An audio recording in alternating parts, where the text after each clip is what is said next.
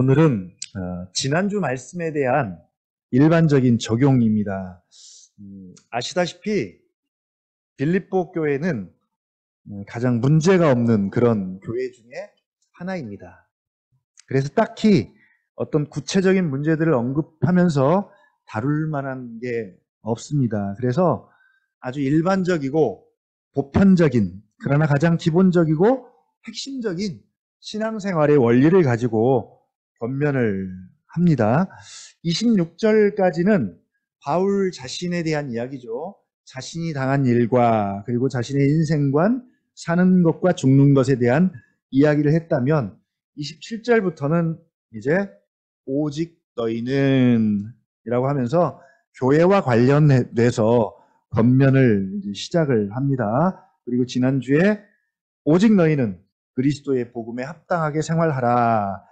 그리고 이제 그 다음 원리를 가지고 적용을 하는데, 이 적용은 어떤 구체적인 문제를 가지고 하는 적용이 아니라 그 당시 모든 교회가 직면하고 있는 그 시대적 상황에 대한 보편적이고 일반적인 적용입니다.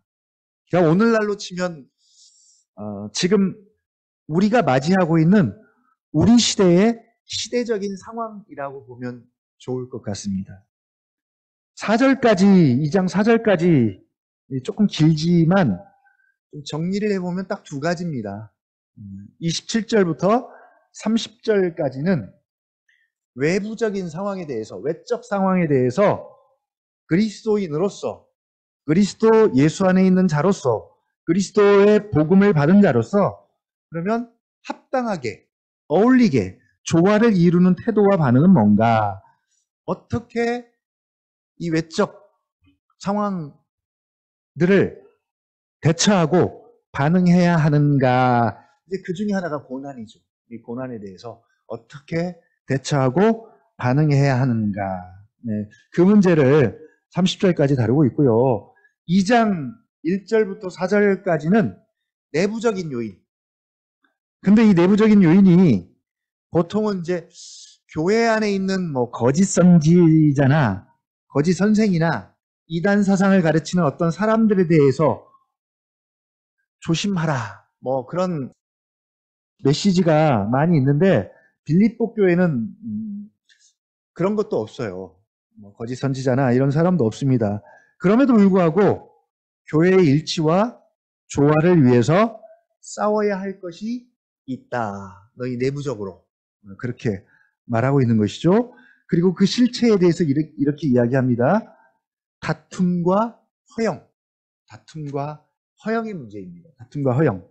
이 다툼과 허영의 문제는 한마디로 당파의 문제죠. 당파의 문제.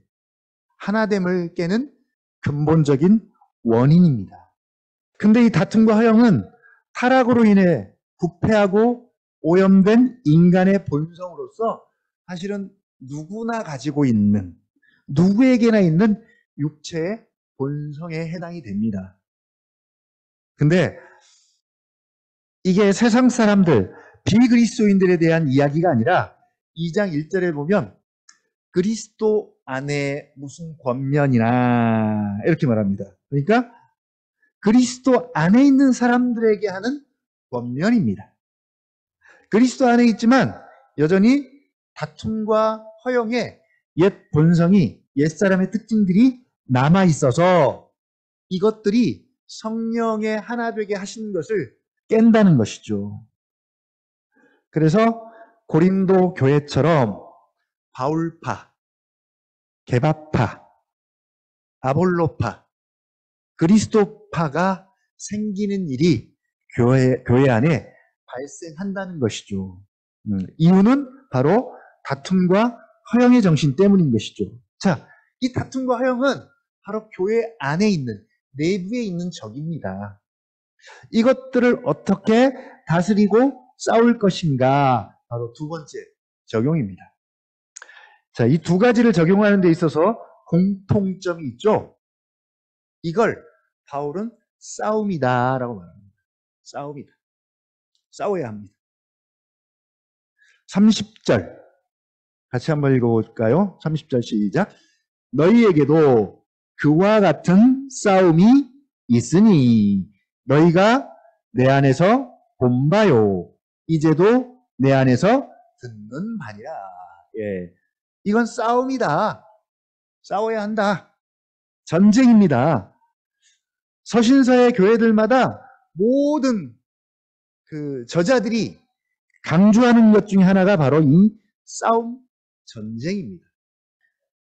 교회를 전쟁을 수행하고 전쟁에 참여하는 군사들을 훈련하는 곳으로, 군대로, 그렇게 신약성경은 교회를 그렇게 봅니다. 그래서 아예 계시록은 지상교회를 어떤 교회로 묘사하냐면 전투하는 교회다. 전투하는 교회다. 계시록에서 그렇게 이야기합니다.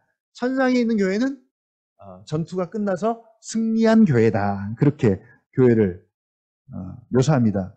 그런데 사실 오늘날 교회는, 현대교회는 군대라기 보기보다는 뭐에 가깝습니까, 여러분? 병원에 가깝죠, 병원. 상처들을 치료하는 곳, 돌보는 곳. 그런 개념의 교회들이 굉장히 일상화되어 있습니다. 그러나 성경의 교회는, 신약 성경의 교회들은, 서신서의 교회들은 군사들을 불러서 훈련시켜서 싸움터에 내보내는 병영의 개념에 훨씬 더 가깝습니다. 자, 싸워야 한다. 전쟁이다. 그와 같은 싸움이 내게도 있었고 내 안에서 본바요 들은 바니 이제는 너희에게도 그와 같은 싸움이 있다. 이렇게 말하죠. 네, 싸움이 있습니다. 싸워야 합니다. 자, 싸우되 어떻게 싸울 것인가? 27절이죠. 오직 너희는 그리스도의 복음에 합당하게 생활하라. 이는 내가 너희에게 가보나 떠나 있으나 너희가 한 마음으로 서서 한 뜻으로 복음의 신앙을 위하여 협력하는 것과 한 마음으로 서서, 먼저는 서서입니다. 자, 에베소서에 보면 영적 전쟁을 위해서 이렇게 준비를 해요. 에베소 6장 13절 바로 한 장만 넘겨보시면 됩니다. 앞으로 에베소 6장 13절 한번 같이 읽어볼까요? 시작. 그러므로 하나님의 전신갑주를 취하라. 이는 악한 날에 너희가 능히 대적하고 모든 일을 행한 후에 서기 위함이라. 그런즉 서서 진리로 너희 허리띠를 띠고 의의 호심경을 붙이고 평안의 복음이 준비한 것으로 신을 신고 모든 것 위에 믿음의 방패를 가지고 이로써 능히 악한 자의 모든 불화살을 소멸하고 구원의 투구와 성령의 검 곧 하나님의 말씀을 가지라. 예. 바로 여기서 서다는 의미가 이 의미입니다. 싸울 수 있도록 먼저는 서서 진리로 허리띠를 띠고, 이건 되게 상식적인 개념이에요. 그 허리띠가 굉장히 중요합니다. 허리가 되게 중요해요. 사람이 뭔가를 할 때 허리가 건강해야 합니다. 네. 군인들 생각해 보면 될 것 같아요. 허리띠. 네. 하나님의 전신갑주로 무장을 합니다. 자, 이미 우리의 삶은, 성화의 삶은, 거룩한 삶은 진리로라는 걸 우리가 요한복음 17장을 통해서 이미 살펴봤습니다. 진리로 그들을 거룩하게 하옵소서. 바로 우리의 싸움은 진리의 싸움입니다. 그래서 먼저 진리로 단단히 무장을 해야 합니다. 한 마음으로 서서 한 뜻으로 복음의 신앙을 위하여, 진리를 위하여 협력하는 것과, 우리가 멀리 갈 것 없이 우리에게 한 마음, 한 뜻이 되게 할 수 있는 것이 뭐 없을까요? 한 마음, 한 뜻이 되게 할 수 있는 것. 마음을 하나로 모을 수 있는 것. 바울이 이제껏 강조하고 또 강조하고, 그쵸. 그리고 나는 이것뿐입니다 라고 고백한 것이 있습니다. 이것이 나의 사는 것과 죽는 것과 나의 유일한 소망이자 목적입니다 라고 말합니다. 바로 주 예수 그리스도. 주 예수 그리스도. 이 마음이죠. 다른 것은 다 다를 수 있습니다. 그러나 그리스도를 사랑하고 그를 향한 우리의 마음만큼은 같아야 합니다. 빌립보 교회가 존재할 당시 혹은 초대교회가 존재할 당시의 상황은 우리가 어느 정도 상식적으로 이미 들어서 알고 있습니다. 그 당시는 교회가 태어난 지 얼마 되지 않는 시기이고요. 또 예수를 그리스도로 고백하기가 굉장히 어려운 그런 시기입니다. 요한계시록을 통해서도 우리가 살펴봤지만 예수가 주이냐 아니면 가이사가 주이냐 둘 중에 하나를 선택해야 하고요. 예수가 주인이다를 선택하면 그는 공개적으로 죽임을 당해야 하고요. 경제활동도 할 수 없는, 하여튼 예수 믿는 것이 되게 절박하고 늘 생명의 위협을 느끼면서 예수를 믿어야 할 그런 시대입니다. 그래서 이것을 한마디로 고난이다. 고난이다. 그래서 모든 선지서가 고난의 문제를 반드시 언급을 하는 이유는 지금 교회들이, 성도들이 이 고난의 문제에 날마다 직면해 있기 때문에 서신서마다 고난의 문제를 다루지 않을 수가 없는 것이죠. 그래서 29절에도 그 말씀을 합니다. 29절 한번 같이 읽어볼게요. 29절 시작. 그리스도를 위하여 너희에게 은혜를 주신 것은 다만 그를 믿을 뿐 아니라 또한 그를 위하여 고난도 받게 하려 하심이라. 예. 역시 고난으로 이 문제를 다루고 있는데 이 외부적인 세력과 상황과 환경과 혹은 그 외적인 사상과 황제 숭배와 이런 것들에 맞서서 한 마음으로 서서 한 뜻으로 복음의 신앙을 위하여 협력하는 것과 그리고 끝까지 예수가 그리스도입니다, 주입니다 라고 신앙 고백하고 그리스도를 변호하고 또 변증하고 그리고 또 한 가지죠. 28절 한번 같이 읽어볼까요? 시작. 무슨 일에든지 대적하는 자들 때문에 두려워하지 아니하는 이 일을 듣고자 함이라. 이것이 그들에게는 멸망의 증거요 너희에게는 구원의 증거니 이는 하나님께로부터 난 것이라. 예. 사실 사람들에게 가장 큰 적은 고난 그 자체보다는 거기서 오는 두려움과 공포인 것 같아요. 왜 주저하고 왜 망설이고 왜 믿지 못하고 왜 신뢰하지 못하냐면 바로 두려움과 공포 때문입니다. 사단이 가장 잘하는 것 중에 하나가 바로 이 두려움과 공포심을 되게 증폭시키고 확대시키는 것입니다. 별일 아닌 것도 되게 두렵고 공포스럽게 만드는 힘과 재주가 사단에게는 있습니다. 그래서 정말 냉정하게 생각해 보면 별일 아닌데 어느새 그게 죽을 일, 아주 힘들고 두려운 일로 변해 있는 것이죠. 근데 희한하게 이 두려움과 공포는 아주 실제적입니다. 한순간에 우리의 지성과 마음을 사로잡아서 나를 금방 지배해버립니다. 그래서 두려움과 공포에 사로잡히게 되면 신앙과 믿음은 순식간에 날아가 버리죠. 날아가 버립니다. 베드로가 예수님을 믿고 신뢰함으로 물 위를 한동안 걸었잖아요. 물 위를 걸었어요. 믿음으로. 잠깐이지만. 처음에는 잘 걸었어요. 믿음으로 걸어갔습니다. 근데 중간쯤 가다가 갑자기 현실, 파도를 보기 시작합니다. 파도를 보는 순간 갑자기 두려움과 공포가 밀려오기 시작합니다. 그래서 그만 물에 빠지고 말죠.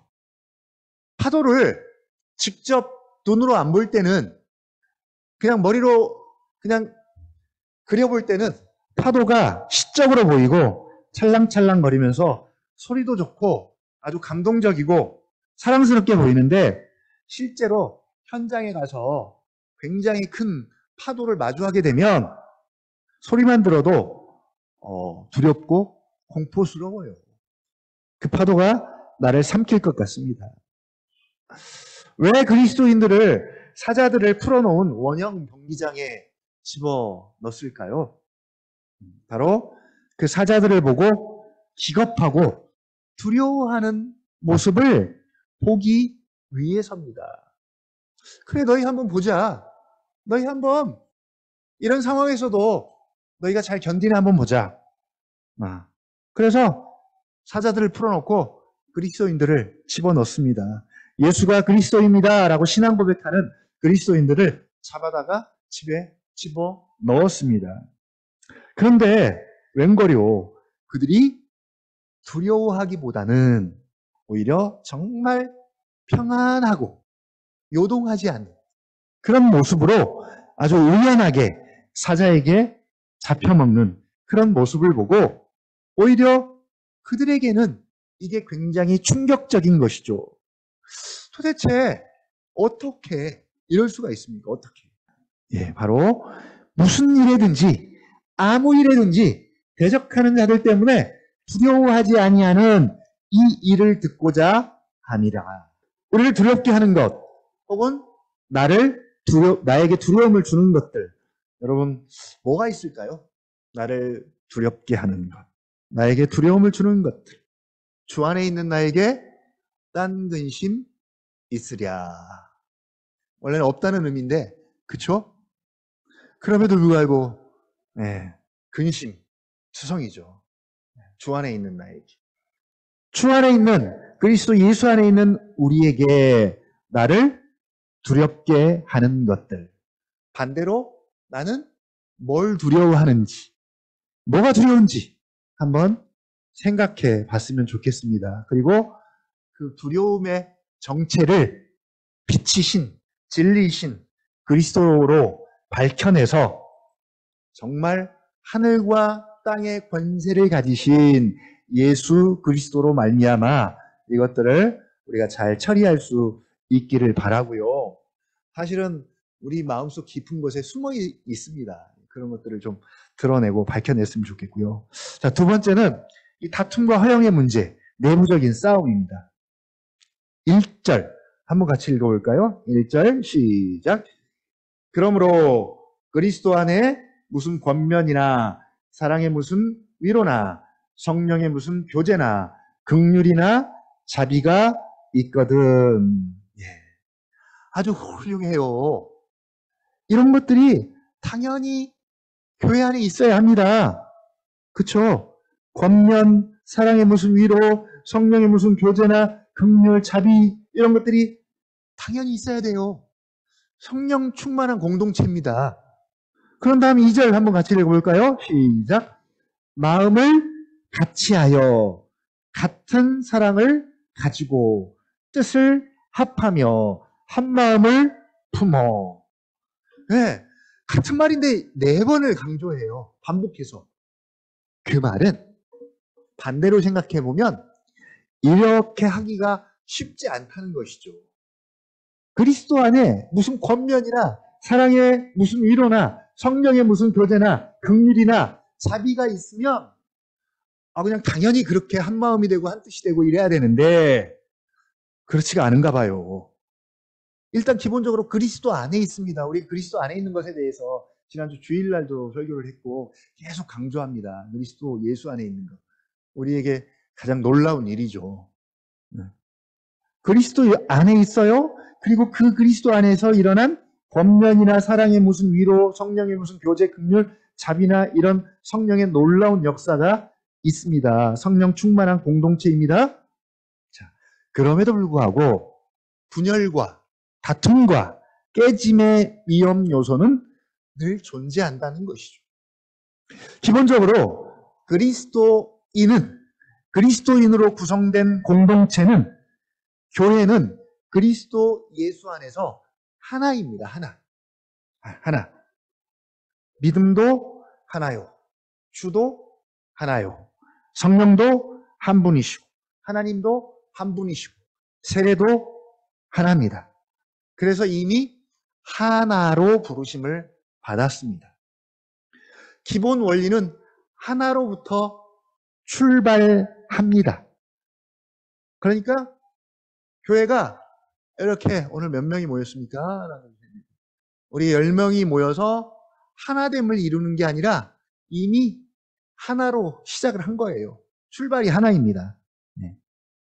하나로부터 시작해서 끝까지 하나로 가는 게 교회죠. 네. 그런 공동체가 교회입니다. 그리스도가 교회의 머리고 교회는 그의 몸으로 그리고 우리는 그 몸의 지체로 하나입니다. 한 몸이요 한 생명입니다. 그래서 교회가 할 일은 뭐예요? 성령이 하나 되게 하신 것을 힘써 지키는 것. 오래 참음과 온유와 겸손으로 하나 되게 하신 것을 힘써 지키는 것이죠. 이제 이게 에베소서에 나오는 말씀입니다. 반대로 사단의 목표는 뭐겠습니까? 그 하나됨을 깨는 것이죠. 예수님이 오신 가장 큰 목적은 온 만물을 자신 안에서 통일시키는 것입니다. 하늘에 있는 것이나 땅에 있는 것이나 이 모든 것들을 그리스도 안에서 통일되게 하려 하심이라. 그래서 십자가에서 유대인과 이방인의 담을 허물고 자신 안에서 자신의 육체로 하나 되게 하셨습니다. 그래서 마음을 같이하여 같은 사랑을 가지고 뜻을 합하여 한 마음을 품어 이 원리를 가지고 아무 일에든지 무슨 일에든지 아무것도 염려하지 말고. 자, 이 빌립보서에서는 이런 표현을 되게 많이 쓰는 것 같아요. 아무 일에든지 무슨 일에든지 아무것도 염려하지 말아라. 이 표현을 참 많이 씁니다. 마찬가지로 아무 일에든지 무슨 일에든지 어떻게 하지 말라고요? 3절 한번 같이 읽어보겠습니다. 시작. 아무 일에든지 다툼이나 허영으로 하지 말고 오직 겸손한 마음으로 각각 자기보다 남을 낮게 여기고. 4절까지요. 각각 자기 일을 돌볼 뿐더러 또한 각각 다른 사람들의 일을 돌보아 나의 기쁨을 충만하게 하라. 예. 우리가 그리스도 안에 있고 이렇게 성령으로 충만해서 마음을 같이하고 뜻을 합했지만 여전히 우리 마음 안에는 내 안에는 다툼이나 허영이 존재합니다. 이런 타락한 인간의 본성이 옛사람의 성품이 여전히 우리 안에 살아있는 것이죠. 살아있습니다. 죄의 영향을 여전히 받고 있습니다.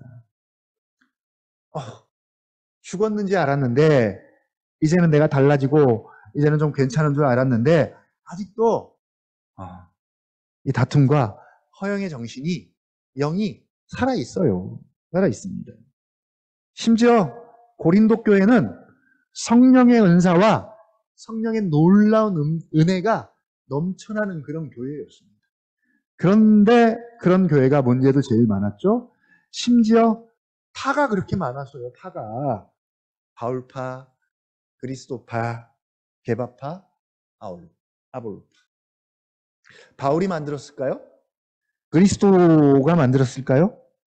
네, 바로 그들 내면 안에 있는 이런 다툼과 허영이 바로 교회를 파당으로 분열시키고 분리시켰습니다. 뭐 세상 정치나 세상의 모습은 두말하면 잔소리고요. 이런 분리와 분열로 나가는 것은 뭐 지극히 당연한 것입니다. 지극히 당연해요. 한번 파가 이렇게 딱 정해지면 여기서 하는 건 무조건 옳고 여기서 하는 건 무조건 옳지 않죠. 타락한 인간의 본성의 문제가 해결되지 않는 한 일치와 조화와 평화는 절대로 일어나지 않습니다. 대표적으로 유엔이 설립된 이유가 이거잖아요. 세계 평화와 일치, 하나됨.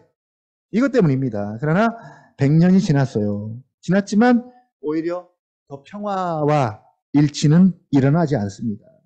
기독교적으로도 마찬가지죠. WCC가 연합을 위해 만들어졌습니다. 그런 단체가 만들어졌죠. 그러나 이 연합과 일치와 평화는 성경이 말하는 그런 하나됨과는 거리가 멉니다. 성경의 일치와 평화와 연합은 오직 예수 그리스도 안에서만입니다. 그러나 WCC는 뭐라 그래요? 그리스도는 일단 빼고 말합시다. 빼고 연합과 일치와 평화를 이야기합니다. 왜 안 될까요? 바로 이 다툼과 허영의 정신이 여전히 인간 본성 깊은 곳에 자리 잡고 있기 때문에 그렇습니다. 그런데 우리는 왜 될까요? 우리는 왜 될까요? 세상은 안 됩니다. 분명히 안 돼요. 근데 우리는 왜 될까요? 여전히 우리에게도 다툼과 허영의 정신이 도사리고 있는데도 불구하고 우리는 왜 될까요? 네. 자, 바로 3절 때문입니다. 3절. 아무 일에든지 다툼이나 허영으로 하지 말고 오직 겸손한 마음으로 각각 자기보다 남을 낮게 여기고 바로 이것 때문이죠. 오직 겸손한 마음 때문에 가능합니다. 겸손한 마음. 그리스도 예수 안에 있는 자들에게는 바로 이 마음이 있기 때문에 일치와 평화와 하나됨이 가능하다라고 말합니다. 그래서 5절에 가면 이제 아주 유명한 말씀 하죠. 너희 안에 뭘 품으라? 이 마음을 품으라. 곧 그리스도 예수의 마음이니. 바로 이것만이 교회의 하나됨을 지킬 수 있고요. 유지할 수 있는 유일한 비결입니다. 그러니까 교회가 일치하지 못하고 깨지고 다툼이 있고 허영이 있다는 것은 겸손한 마음, 그리스도 예수의 마음을 품고 있지 않다는 증거입니다. 우리가 예수 그리스도를 닮은 것, 이거 성화의 목표입니다. 뭐 성화의 목표라고 하지 않아도 우리 성도님들이 대표 기도를 할 때 가장 많이 하는 기도가 뭐예요? 제가 이렇게 분석을 해보니까 예수 그리스도를 닮아가고자 하는 그 기도를 대표 기도 가운데 가장 많이 하시는 것 같아요. 그래서 설교자들도 가장 많이 쓰기도 하고요. 그래서 우리는 무의식 중에 그리스도를 닮아가는 것 우리에게 가장 중요한 일이구나라고 무의식 중에 우리 다 알고 있습니다. 성화, 거룩을 말하면서 그리스도를 닮지 않고 그리스도와 다른 길로 가는 것 있을 수 없습니다. 그런 일은 말도 안 되죠. 자, 우스갯소리입니다. 한국교회는 장로와 권사가 되면서 점점 더 그리스도를 닮아감과 멀어진대요. 이건 우스갯소리가 아니라 이건 좀 비극적인 이야기죠. 이건 목사님들도 마찬가지고. 그리스도를 닮아갈수록 그 닮아감의 본질과 핵심은 인격이죠. 그 인격의 중심 가운데 하나가 바로 온유와 겸손입니다. 그러니까 예수님의 인격의 가장 핵심적인 성품은 온유와 겸손입니다. 그리스도를 닮으면 닮을수록 점점 더 온유와 겸손해져야 합니다. 어때요? 점점 더 온유와 겸손해지고 계신가요? 우리 장로님하고 원사님은 얼마나 온유를 좋아하면 이름을 온유라고 지었겠어요. 네, 아주 핵심을 찝으셨어요. 온유.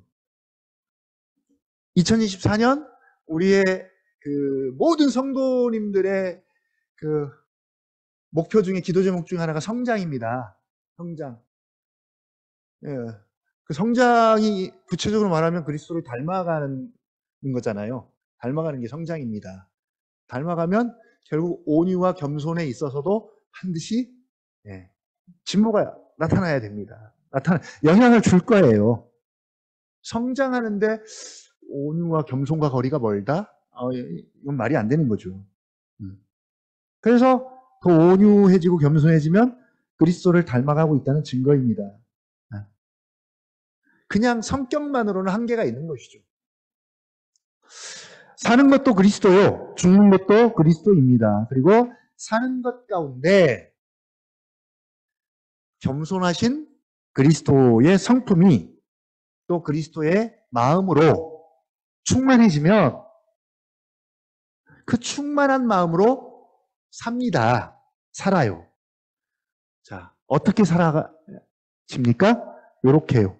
각각 그 온유와 겸손이 이렇게 표현되는 거죠. 각각 자기보다 남을 낮게 여기고. 이 낮게 여기고를 해석을 잘 하셔야 됩니다. 이렇게 낮게가 아닙니다. 우리 옆에 분하고 한번 읽을까요? 당신이 나보다 낫습니다. 좀 높여주세요. 당신이 나보다 낫습니다. 네. 네. 기분 좋을 때는 이렇게 하고 기분 나쁠 때는 아래로 보는 그런 낮음이 아니죠. 예. 무슨 의미인지 아시죠? 예. 그 다음에 각각 자기 일을 돌볼 뿐더러 자기의 일도 잘 돌봐야 합니다. 자기의 일도 잘 돌봐야 하고요. 또한 각각 다른 사람들의 일을 돌보아. 예. 사실 요즘 같아서는 자기 집 문턱 넘기가 되게 어려워요. 정말 그런 시대를 삽니다. 왜요? 자기 일 돌보기가 너무 벅차요. 자기 자녀들도 그렇고 자기 집안 일 돌보기가 되게 벅차요. 네. 그만큼 우리가 약해져 있고요. 지치고 피곤해 있습니다. 거기다가 또 하나 우리가 갈수록 되게 이기적이기도 합니다. 인본주의의 특징이죠. 자기 하다 보니까 되게 이기적이죠. 자기중심적입니다. 그래서 나부터 계속 나만 생각합니다. 거기다가 그 모든 힘을 자기한테 쏟으니까 남은 에너지가 없어요. 그래서 다른 사람을 돌아볼 여력이 없어집니다. 그래서 능력이 필요합니다. 믿는 우리에게 베푸신 그 능력의 지극히 크심, 그 능력이 필요합니다. 그 능력으로 자기도 살피고 그리고 다른 사람도 살필 수 있는 힘. 네, 힘. 힘에는 뭐 여러 가지 의미가 있어요. 시간도 힘에 해당되고요. 에너지, 경제력도 힘입니다. 마음도 힘이에요. 두루두루 다 힘입니다. 우리가 여기까지 갈 수 있다면 그래서 바울이 마지막으로 뭐라 그래요? 그래서 나의 기쁨을 좀 충만하게 해라. 이런 것들로 말미암아 나의 기쁨 이렇게 되면 나는 너무너무 기쁘다는 거죠. 이것이 나의 기쁨이다.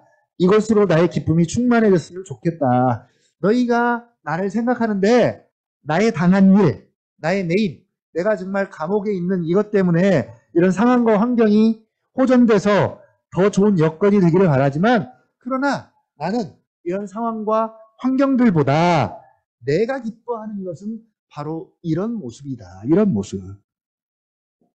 27절부터 2장 4절까지를 통해서 이것으로 나의 기쁨을 충만하게 하라라고 교회에게 그렇게 권면합니다.